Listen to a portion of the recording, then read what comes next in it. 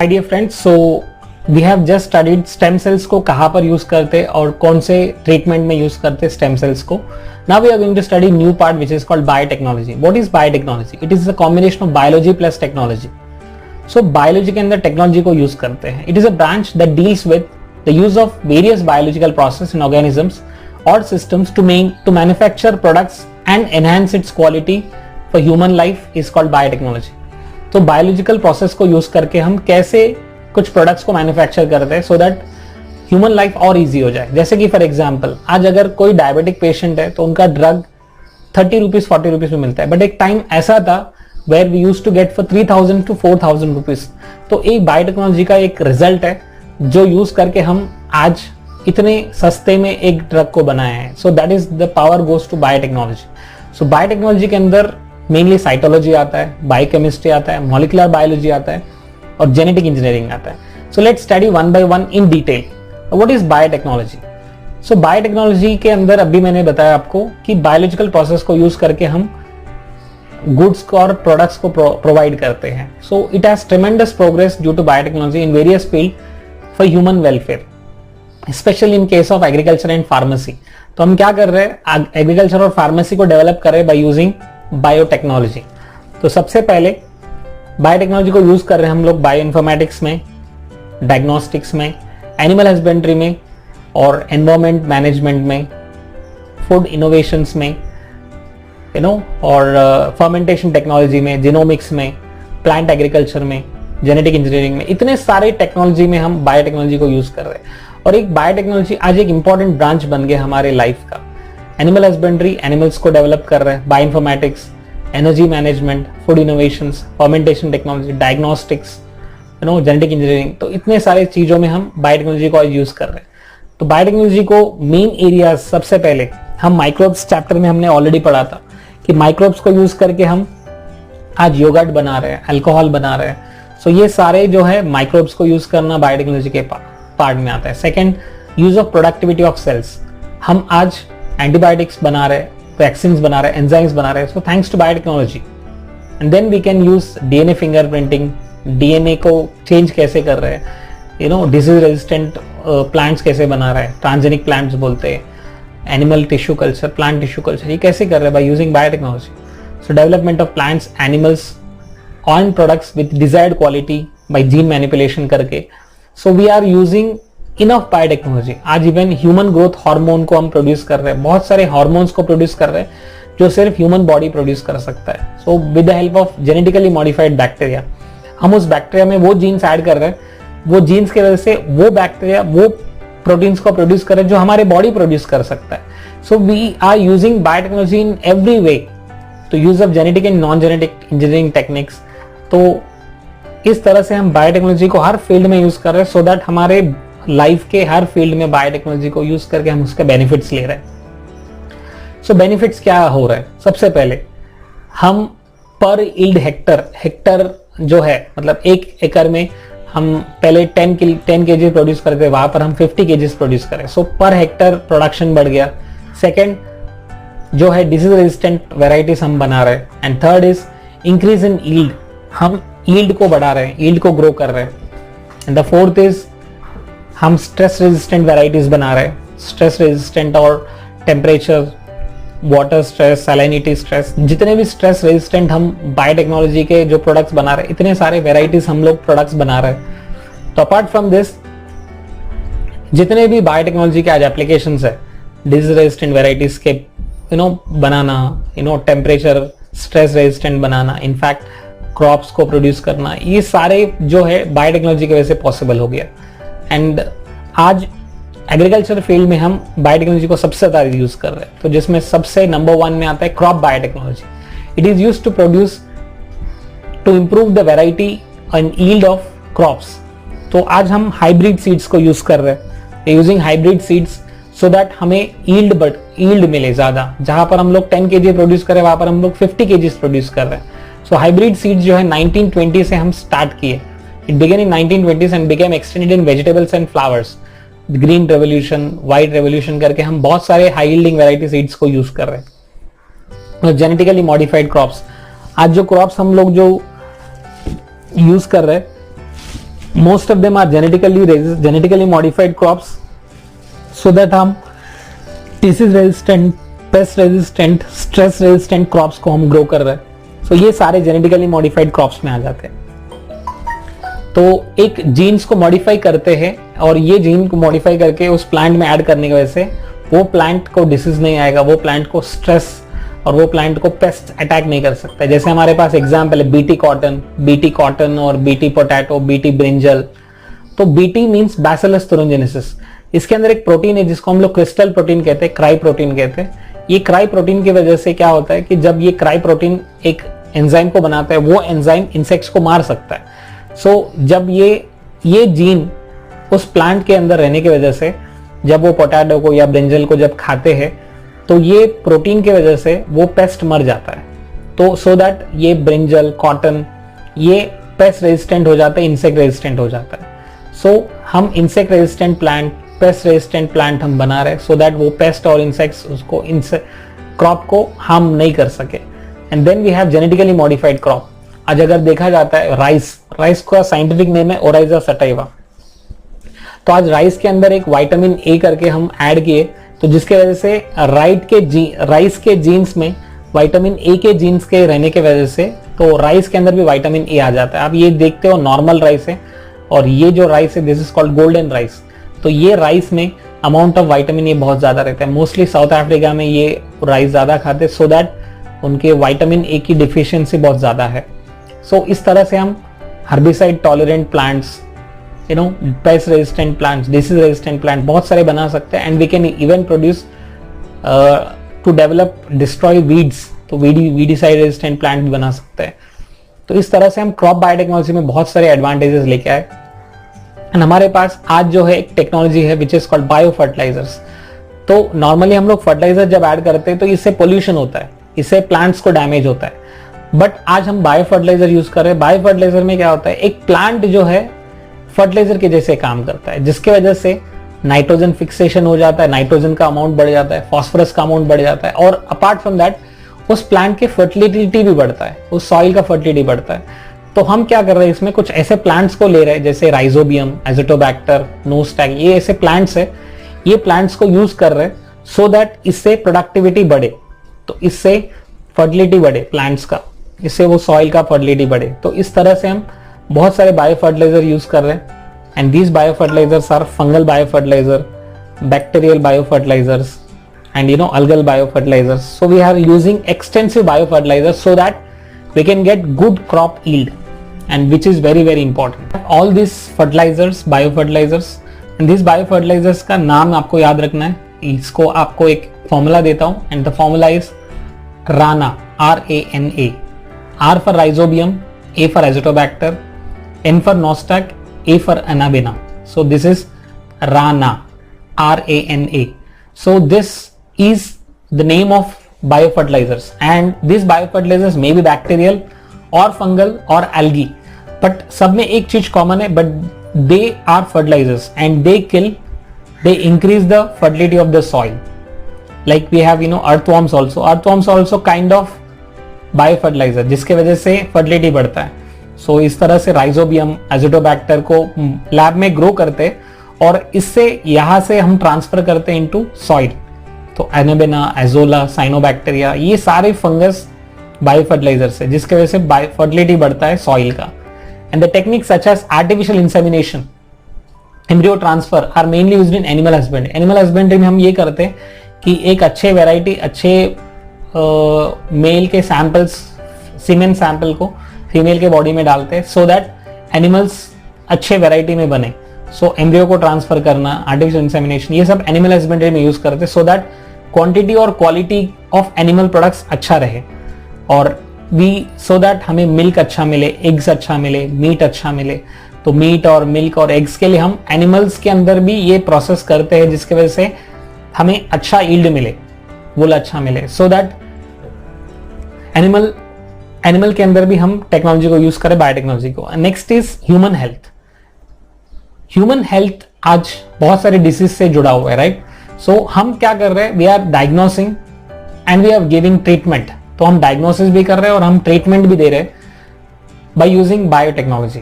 So diagnosis of disease before the onset of symptoms, symptoms आने से पहले हम डायग्नोसिस कर रहे हैं by using biotechnology, and medicines that will help earlier extracted from animals can now be prepared artificially with the help of biotechnology. तो diagnosis में भी हम यूज कर रहे हैं, whereas ट्रीटमेंट में भी यूज कर रहे हैं. पहले जैसे मैंने बताया था आपको कि इंसुलिन जो है ये हॉर्स से लेते थे और हॉर्स से लेने में बहुत टाइम लगता था और बहुत महंगा भी था, लेकिन आज एक छोटे से बैक्टीरिया से हम इंसुलिन को प्रोड्यूस कर रहे हैं, सो दैट ये कॉस्ट चीप भी हो गया और इजीली भी एक्सट्रैक्ट कर रहे हैं. सो बहुत सारे डायग्नोसिस के लिए हम लोग यूज करते, जैसे ह्यूमन सेल के अंदर जो इंसुलिन जीन है, इंसुलिन जीन को हम बैक्टीरिया के अंदर डाल दिए और जब ये बैक्टीरिया के अंदर बना के फिर बैक्टीरिया के अंदर जब डालने के बाद तो बैक्टीरिया भी इंसुलिन को प्रोड्यूस करने लगा. सो इस तरह से हम डायग्नोसिस भी कर रहे हैं और at the same time treatment भी कर रहे हैं बाय यूजिंग बायोटेक्नोलॉजी. और अपार्ट फ्रॉम दैट हम वैक्सीन को भी प्रोड्यूस कर रहे हैं. आज वैक्सीन एक इंपॉर्टेंट रोल प्ले करते हैं ह्यूमन हेल्थ में. बहुत सारे डिजीज जैसे पोलियो, कोलेरा ऐसे डिजीज के अगेंस्ट वैक्सीन बना रहे हैं, हेपेटाइटिस. तो ये वैक्सीन उस डिजीज को हमें कंप्लीटली हमें ये अवॉइड कर देता है. So vaccine are antigens containing material given to either to acquire temporary और permanent immunity against a specific pathogen. एक एंटीजन को हमारे बॉडी में ऐड करते हैं सो दैट हमारे बॉडी के जो इम्यून सिस्टम है उसके ऊपर काम करेगा, सो दैट हमारा बॉडी का इम्यून सिस्टम एक्चुअल एंटीजन अगर हमारे बॉडी में आएगा तो भी वो मल्टीपल्स में काम करता है. तो वैक्सीन कैसे काम करता है, छोटा सा वीडियो देखिए. सो जिस तरह से हमारे बॉडी में अगर एक बैक्टीरिया एंटर होता है, फिर वो बैक्टीरिया या वायरस वो मल्टीप्लाई होते रहता है और वो एक सेल से दूसरे सेल को इन्फेक्ट करता है, हमारे ब्लड में जाता है और जैसे ब्लड में जाने के बाद भी फिर वहां पर ब्लड सेल्स को मल्टीप्लाई करता है. ब्लड सेल्स के अंदर फिर वहां से न्यू सेल्स को इन्फेक्ट करता है. न्यू सेल को इन्फेक्ट करना, फिर हमारे बॉडी के सेल उसके साथ फाइट करते हैं, उसको खा लेते हैं. तो इस तरह से हमारे बॉडी के इम्यून सिस्टम बहुत अच्छे से काम करता है, ताकि ये हमारे बॉडी के इम्यून सिस्टम की वजह से हमारे बहुत सारे डिसीज हमें बॉडी में से आने से पहले मर जाते हैं. तो इस तरह से we have lot of cells, lot of these things works in our body so that it can kill the bacteria or virus. So traditionally vaccines are prepared by using completely or partially killed pathogens. तो traditionally हम pathogens को मार के हम vaccines को बनाते हैं. For example, proteins which acts as antigen are injected in pure form instead of injecting the killed or semi killed. तो हम एंटीजन को हमारे बॉडी में इंजेक्ट करते हैं सो दैट हमारे बॉडी उसके लिए इम्यून सिस्टम को रेडी करे. So vaccines are produce with help of biotechnology. They are more thermostable and remain active for a longer duration, so that जैसे हमारे बॉडी के अंदर पोलियो वैक्सीन है, हेपेटाइटिस वैक्सीन, ये सारे वैक्सीन इसी के तरह काम करते हैं. तो vaccine and vaccination is an important part. Vaccine given as food. तो आज हम लोग एडिबल वैक्सीन बना रहे हैं सो दैट हम खाने के साथ जैसे पोटैटो, टोमेटो खाते हैं, तो वैसे हम वैक्सीन को भी खा सकते हैं और वैक्सीन को उसके साथ इनकॉर्पोरेट किया जाता है फूड स्टफ के साथ. जैसे कोलेरा का वैक्सीन है, जैसे इकोलाई का वैक्सीन है, तो ये एडिबल वैक्सीन में हम खा सकते हैं इसको डायरेक्टली. सो इस बैक्टीरिया को पोटैटो में, इस जीन्स को पोटैटो में, टोमेटो में ऐड किया जाता है. तो जब वो पोटैटो या टोमेटो को खाते हो तो ऑटोमेटिकली हमारे बॉडी में वैक्सीन चला जाता है. सो इस तरह से हम एडिबल वैक्सीन को भी बनाने के लिए बहुत इंस्पायर हो गए. और हमारे बॉडी में ट्रीटमेंट कैसा करता है, बायोटेक्नोलॉजी से हम लोग ट्रीटमेंट कैसे कर सकते हैं. Biotechnology useful for production of various hormones like insulin, somatostatin, blood clotting factors, ऐसे बहुत सारे हार्मोन्स को बना रहे हैं जो ट्रीटमेंट के लिए यूज करते हैं. और अपार्ट फ्रॉम दैट इंटरफेरॉन्स एक प्रोटीन है जो एक एंटीवायरल है. जैसे हमारे बॉडी वायरस के साथ इन्फेक्ट हो जाता है, हमारे बॉडी में इंटरफेरॉन्स प्रोड्यूस होता है. So these are the group of small size proteins molecules use treatment of viral disease. कोई भी वायरस हमारे बॉडी में अटैक करते हैं, हमारे बॉडी में इंटरफेरॉन्स प्रोड्यूस होते हैं. तो interferons are called antiviral proteins. And transgenic E coli is use for production of interferons. Interferons को यूज करके हम वायरस को मार सकते हैं. अगर कभी भी वायरस हमारे बॉडी में इन्फेक्ट करता है तो वायरस अपने जेनेटिक मटेरियल को हमारे बॉडी में रिलीज करता है, सो दैट ये जेनेटिक मटेरियल को यूज करके फिर वो बहुत सारे अलग अलग जेनेटिक मटेरियल बना के फिर अपने सेल्स को बढ़ा के फिर वो दूसरे सेल्स को जाके इन्फेक्ट करता है. जिस तरह से हमारे बॉडी में जो वायरस आता है तो वायरस मल्टीपल कॉपीज में जाके मल्टीपल सेल्स को इन्फेक्ट करता है. तो हम इसे रोकते हैं एंटीवायरल प्रोटीन्स इंटरफेरॉन्स को यूज करके। तो antiviral action of interferons, interferons bind होते हैं और इंटरफेरॉन्स बाइंड होके उसे मारते हैं। So gene therapy is a technique which is used to where the disease gene can be cured with the help of biotechnology. तो जीन थेरेपी में हम डिसीज जीन को क्योर करते हैं with the help of biotechnology. आप देख सकते हैं यहाँ पर normal human being, normal human gene है जो बैक्टीरिया में हम लोग यूज करने वाले। तो इसमें इसके अंदर हम एक नए जीन को इंट्रोड्यूस करते हैं। DNA is inserted into genetic material of virus, फिर उसे कल्चर किया जाता है और फिर उसे अलग अलग जेनेटिक डिसीज के अगेंस्ट हम लोग यूज करते हैं। Gene therapy is a technique where disease gene can be cured with the help of biotechnology. तो हम copies of normal human gene हमने लिया था बैक्टीरिया से, फिर introduction into cells of individual with genetic disease, फिर जिसको जेनेटिक डिसीज है उनके अंदर ये जीन्स डाल दिए सो दैट ये उनके lung cells, muscle cells, liver के अंदर जो इन्फेक्शन है वो निकल जाता है। So this how we do the we apply gene therapy. And next is cloning. तो सबसे पहली बार क्लोनिंग किए थे, डॉली करके शिप को क्लोनिंग किए थे। सो क्लोनिंग मतलब प्रोडक्शन ऑफ कंप्लीट ऑर्गेनिज्म और अ सेल और a organ by using this process. तो जेनेटिक मेकअप से हम क्लोनिंग करते हैं। तो इसको दो तरह के क्लोनिंग है, one is reproductive cloning and the second is therapeutic cloning. तो क्लोनिंग में हम लोग एक सोमैटिक सेल को लेते हैं और इस सोमैटिक सेल के अंदर न्यूक्लियस को निकालते हैं और एग सेल के अंदर एक न्यूक्लियस को निकाल के फिर सोमैटिक सेल को न्यूक्लियस को डिवाइड करके फिर ऐसे क्लोन करके फिर फाइनली एक ब्लास्टोसिस बनने के बाद फिर इसको ट्रांसपोर्ट करते हैं। तो nucleus of an egg is replace first, एक न्यूक्लियस को निकालते हैं एग सेल के, फिर सोमैटिक सेल में से न्यूक्लियस को निकालते हैं, फिर न्यूक्लियस को एग सेल के अंदर डाल देते सो दैट फिर वो क्लोन बनाता है। तो embryo is put into uterus, फिर यूटरस में डाल के फिर बेबी को एग्जैक्ट ग्रो होने के बाद फिर उसको निकालते हैं। सो इस तरह से हम जो है डॉली शिप को क्लोनिंग किए थे। नेक्स्ट है therapeutic cloning.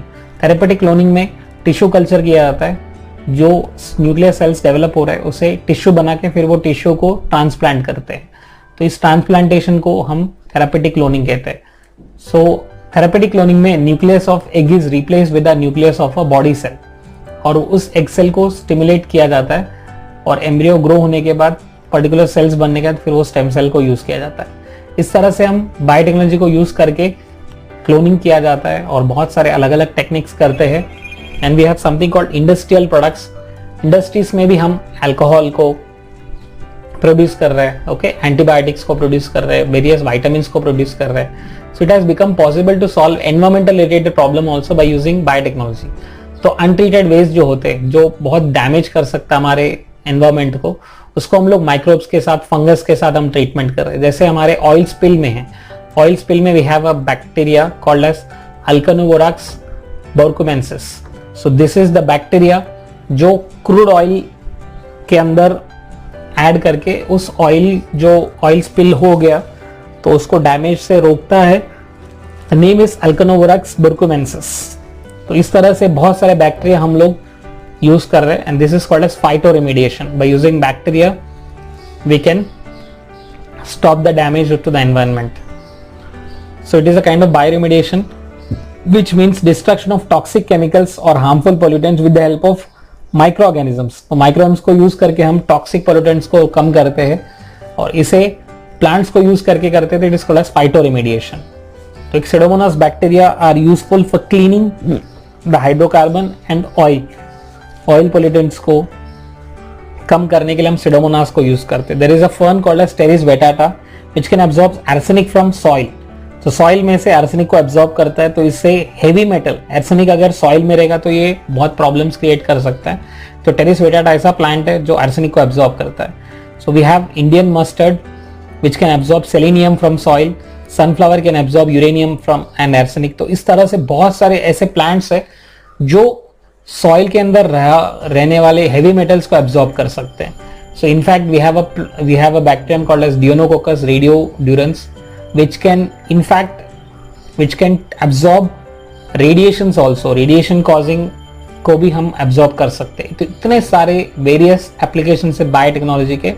and we have food items like bread, wine, yogurt etc. which are probably the oldest to be produce with the help of biotechnology.